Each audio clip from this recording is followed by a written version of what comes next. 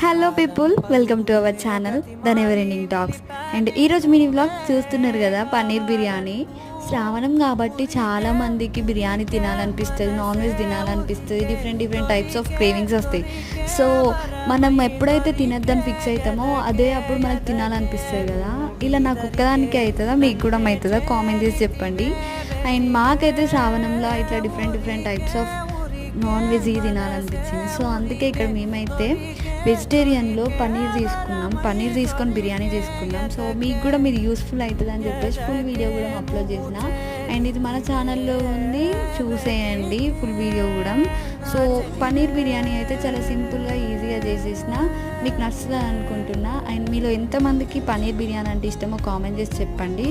Thank you for watching our videos and subscribe to our channel. Bye bye, see you another mini vlog.